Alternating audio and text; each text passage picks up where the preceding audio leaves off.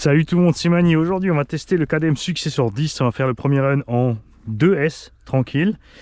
On a le Kakapit K1 V2 LBE avec nous aussi, premier essai en 3S. Ensuite on fera un essai en 3S avec le Successor 10. Les specs sont dans la vidéo de présentation de la machine que normalement vous avez déjà en ligne, vous allez avoir. On a changé rapidement la couronne de diff et le pignon d'attaque du XRT. On a la FG12S avec, le XRT je rappelle a le Castel 1260 et on a ramené quand même encore le Kraton avec une batterie 4S et de quoi rouler en 6S, ceci pour son peut-être dernier baroud d'honneur avant de pouvoir vous l'offrir les gars. Alors, je rappelle que le KDM a un combo Hobbywing G2 à bord, 2400 kV, étagé en 1950 avec 10 degrés de turbo. 350 CST à bord des suspensions. Pour mettre ce combo, j'ai dû faire une petite modif sur le support moteur. Donc attention avec les pignons moteurs, la taille des moyeux, la distance du BTR, la longueur de l'axe moteur, tout ça. Pour réussir à tout installer dans votre petit KDM Successor. Direction, tout va bien. Regarde comme ça part en douceur. Ces combos G2 sont terribles.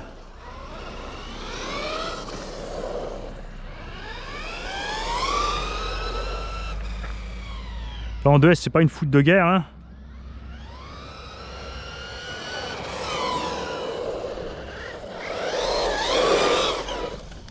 C'est à peu près ce que tu sors aussi avec le 4000 kV. Peut-être un peu moins, parce que moi j'ai prévu aussi pour pouvoir rouler en 3S. Mais du coup là c'est pas trop brutal.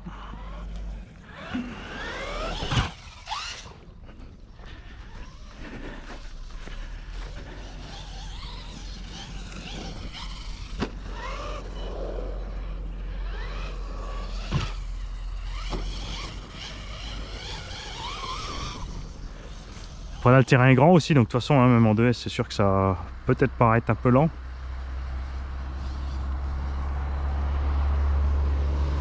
Mais si tu te fais un circuit tout de suite, hein, ça suffit, c'est clair. Pelouse sèche et accrocheuse, donc les pires configs.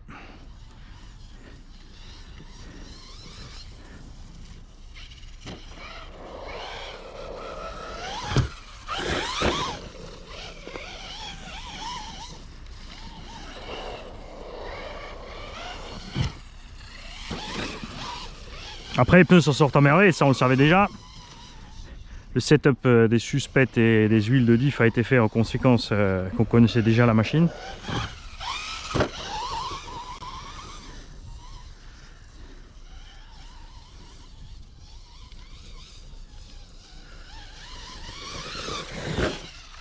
Alors, la batterie ne devrait pas durer trop longtemps, alors déjà on l'a déjà entamé. Hein. Ça fait quelques minutes déjà dans la rue. Pour les réglages de base.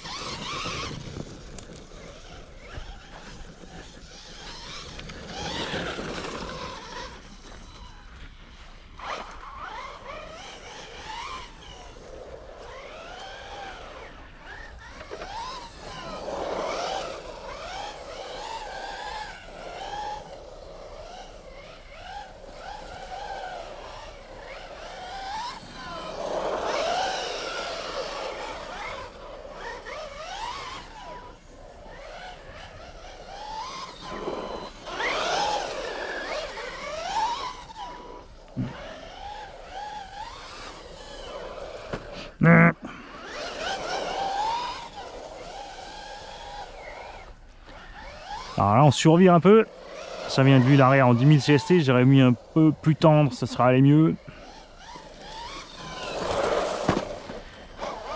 Mais ça va se laisser contrôler facile. Être un peu plus doux sur les gaz. Voilà.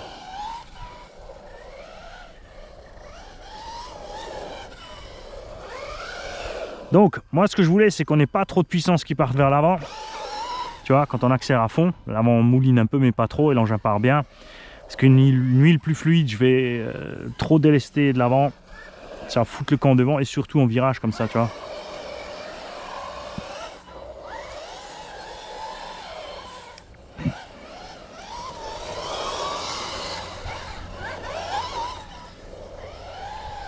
Parce que ça on adore, hein.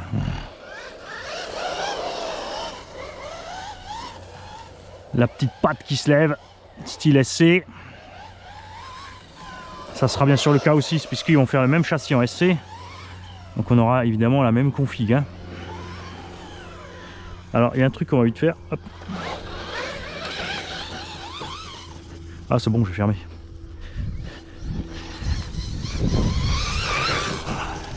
Il va se balader un peu ce pump track avec. Pas violemment. J'ai pas envie de l'abîmer. Et tu vois, même si le scotch c'est provisoire, et c'était pour le fun, le scotch Starsky Hutch, en roulant ça le fait grave. Mais ouais, hein, j'ai des jantes chromées à la maison. J'avais déjà fait la carreau quand j'ai... Enfin, j'avais déjà collé les pneus quand j'ai fait la carreau.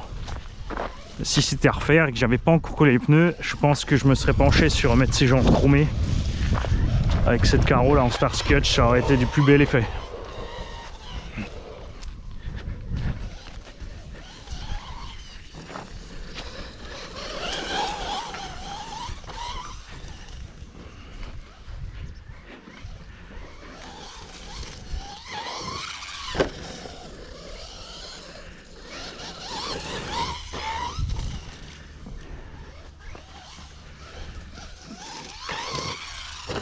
En tout cas, je suis bien content qu'ils aient modifié le...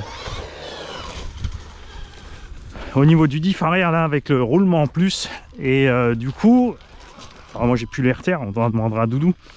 Doudou, si à l'occasion tu démontes, tu peux regarder parce que normalement c'est le même logement de cellules. Ça veut dire que tu as moyen de mettre...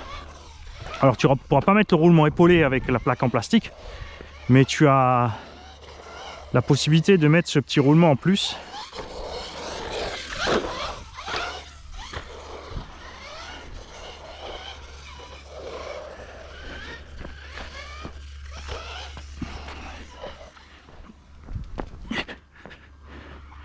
Le petit roulement en plus donc sur le central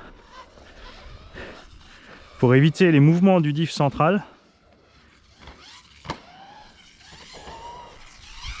Et ça ira mieux aussi parce que là, moi j'ai essayé vite en 3S à vide. On n'a plus les vibrations qu'on avait avant. Souvenez-vous sur l'autre. En 3S, on avait l'arbre central qui vibrait à mort.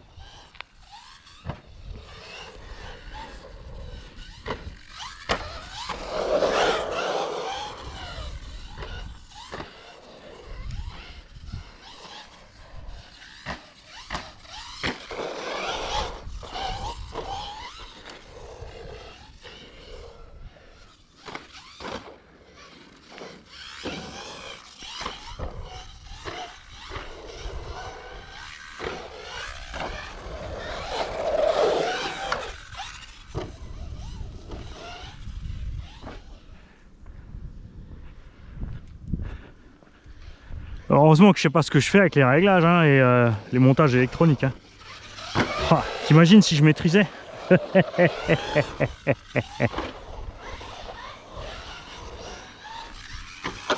Ow! First blood.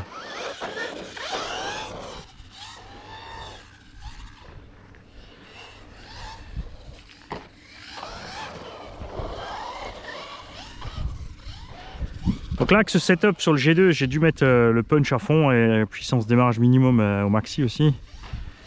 Parce qu'on a des petits KV et un gros pignon. Ça se comportera évidemment pas pareil avec plus de KV hein, et un pignon plus petit. Surtout sur le freinage aussi. Ah, ça j'adore. Tu vois, quand tu n'exagères pas sur un pump track, ça se passe bien. Mais c'est vraiment juste ça, hein. Il faut absolument pas exagérer. Il faut pas se laisser s'emporter.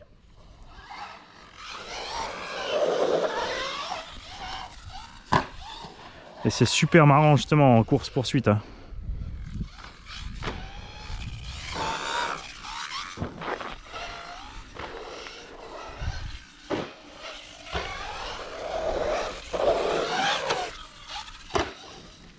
Parce qu'après le problème, une fois que tu es habitué, tu t'emportes ou tu essaies de faire des transferts improbables.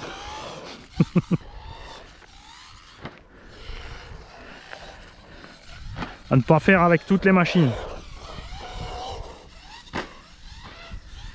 C'est là aussi, c'est vrai que c'est bien en ce moment, c'est la mode des 1.12, 1.14, tout ça. Même un 16, c'est vrai que sur les pump track comme ça, c'est génial. Tout pour les gamins, c'est des machines qui sont accessibles niveau tarif. Tu vois, on est déjà en coupure. Hein. On n'a pas fait long feu. Avec l'étagement qu'on a et ce qu'on lui demande, c'est normal. Alors, on fait quoi là? Ouh, 11 minutes. Et il manque les 3-4 minutes dans la rue. Hein. Alors tu peux faire le petit quart d'heure hein, entre 2 et 5000 même avec ce setup. Même sur un bâtiment gourmand, moteur il est tiède. Vario il est froid, c'est cool. On n'a rien à mocher, tout va bien. C'est super. Je rappelle que ça c'est provisoire, j'ai reçu 2 fois la plaque avant et pas de plaque arrière. Donc j'ai pris contact avec Axmonisme, hein, il est en train de régler ça, c'est pas un problème. Mais je voulais pas attendre pour rouler. Qu'est-ce qui nous a abîmé là? Sur quoi il a tapé pour faire ça? Il devait y avoir une pierre, quelque chose, t'as vu ça? Ça c'est marrant ça. On n'a rien en dessous, c'est plat, pourtant on a réussi à faire une petite bosse là. On a rien un peu le dessus, ça va. Maintenant, il n'y a plus qu'à mettre 3S.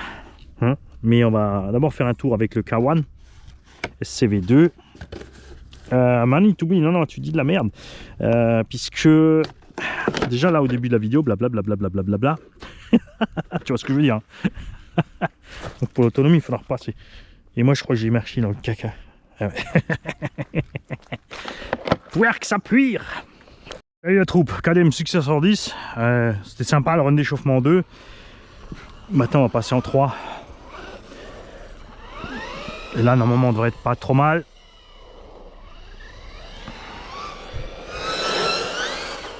Ah, là on est funky sans être trop.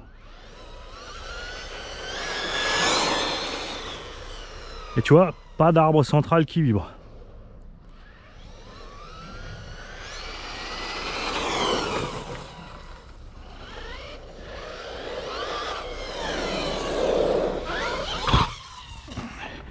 Alors après, il ne faut pas s'emporter sur les gaz. Hein, le but, c'est pas d'abîmer la transmise. C'est juste que tu en as assez sous le pied pour être un peu plus vivant. Mieux récupérer l'assiette. Bon, après, avec le mode turbo, ça allait bien en 2S, t'as vu. Hein, récupérer l'assiette, ça passe crème. Alors, comme on a une garde au sol arrière max, on va quand même se méfier dans les virages. Même si j'ai mis un peu de carrossage positif pour perdre un peu l'arrière quand ça tourne. Wow, ah ouais. Alors j'ai la carte de réglage avec, puisqu'on va tout à l'heure sortir la FG en 12. Et je vais aviser un petit peu sur les réglages. Autant tu vois en 2S, on avait besoin d'un plus de punch et de gaz minimum plus élevé. Là, par contre, tranquille hein.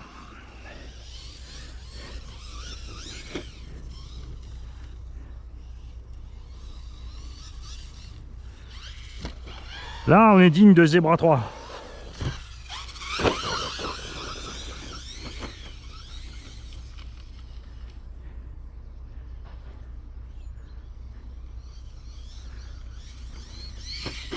Oh, Ah là, le problème du 3S.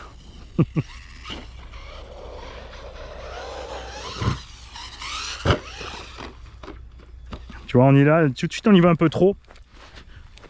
On commence à l'envoyer valdinguer dans les coins.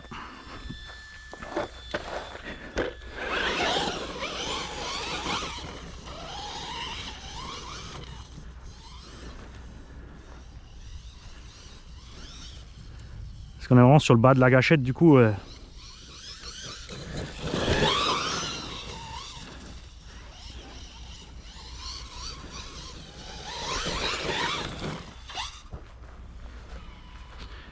Ça te semble pas remarcher dans le boula boula encore.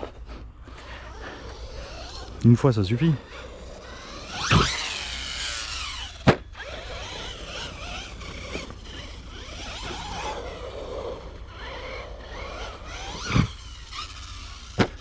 Là, on rebondit un peu trop derrière. On a même dû mettre de l'huile un peu plus dure, mais les ressorts sont déjà assez durs. J'irais plutôt peut-être mettre les ressorts du RTR à l'arrière, non? Voilà. Les ressorts du RTR à l'arrière pour être un peu plus souple que de durcir l'huile et de le rendre trop dur à l'arrière.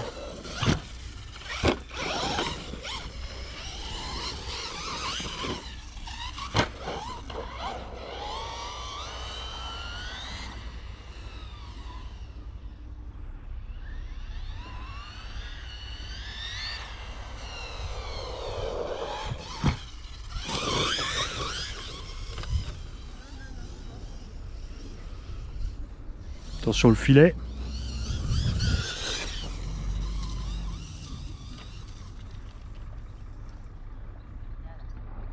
Ah, si c'est bon, je suis pas passé. Bonjour.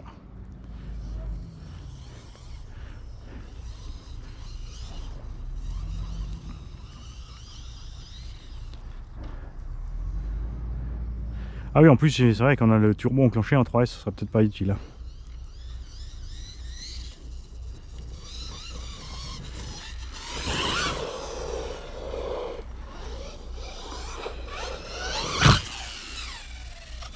Là, il y a quelque chose qui a tapé. On a frotté en dessous, on a arraché les gaz au démarrage. C'est bon. Je me méfie, c'est vrai, comme j'ai posé les rampes comme ça, si elles ont un petit coin devant.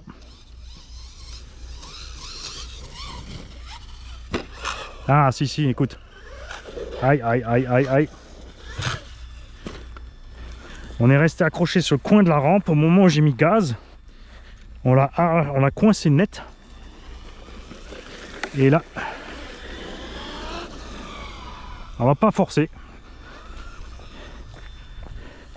À mon avis, il va falloir caler un des deux diffs. A priori, l'arrière.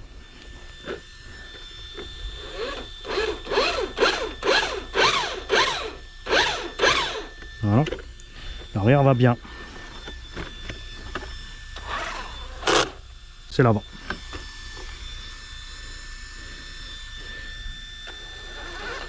C'est l'avant, donc on va pas forcer, on va ouvrir l'avant, on va éventuellement mettre une cale de réglage derrière le pignon d'attaque ou à droite de la couronne.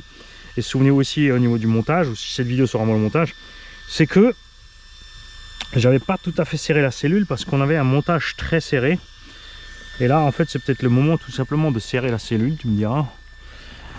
Je sais pas si je vais y arriver par là, mais c'est préférable, j'ai pas envie de l'abîmer, tu vois, de s'arrêter tout de suite et de passer par la case atelier avant de faire un massacre. Ah ben la vis est sortie. On a on a carrément ok vu. Alors là ce qui s'est passé c'est qu'on a, regarde ça, quand on a tapé la rampe, regarde, on a arraché les vis. L'autre elle tient même plus. Donc on n'a pas dû flinguer quelque chose, mais à part les deux filets là, bon c'est pas un problème, hein. On va percer, on va mettre des vis plus longues à travers. Regarde ça. Et c'est pour ça que ça craque. Ah le truc de dingo. Mais je sais pas comment qu'on est resté accroché, hein, parce que là... Alors ça c'est fort on dit. Bon, un passage à l'atelier quand même pour être sûr. J'ai des forêts ici. On pourrait juste mettre les vis à travers et voir si ça tient, mais non. Je veux ouvrir le diff. On va faire les choses comme il faut. Mon pauvre petit KDM, je ne veux pas t'abîmer. Hop, allez. On remballe celui-là. On passe sur le next.